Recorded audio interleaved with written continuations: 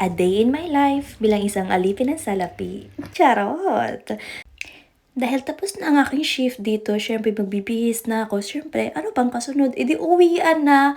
Ay, hindi! Of course, dahil alipin nga tayo ng salapi, syempre, saan pa ba tayo pupunta? E di sa store, di ba? O balik tayo dun sa practical nurse sa umaga, tendera at business owner sa hapon. So, ito nga magdadrive na ako papuntang store kasi nga dahil shift ko na naman para magbantay. Dahil afternoon shift yung aking ka-business partner today. So, ako ay on the way na doon. Dahil purita tayo, kailangan natin magsipag. Para saan ba? E di para sa future, di ba? Nakarating na nga ako dito sa store. So, dahil wala pang customer, edi chill-chill muna, di ba? Ganun.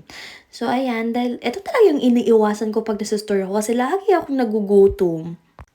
So, after ko nga mag-close sa store, pumunta na ako dito sa bahay ng kaibigan ko dahil nga siya yung nagbantay sa aking munting prinsesa. E di pumunta na ako para sunduin siya para maiuwi ko na sa bahay. First floor na naman yung bahay nila kaya madali lang mahanapin. So, ayan na, yung aking munting prinsesa. Hi! Wait, where are you going? Huh?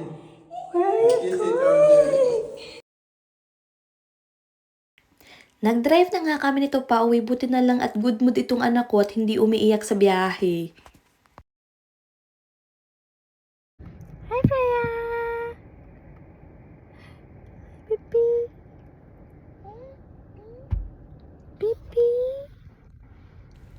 Pagdating nga namin ng bahay, edi tapos ng aking pagkaalipin ng salapi, back to you na tayo sa pagiging olirang housewife. So, ang ulam po natin today ay tinolang pampanong isda na may malunggay at papaya. Yum! Di ba ang sarap? Sa lahat ng ingredients na yan, saan mo ba makikita? O di ba sa kay Asia? O ano pang hinihintay mo? Mag-visit ka na. Freya will go fetch Dada.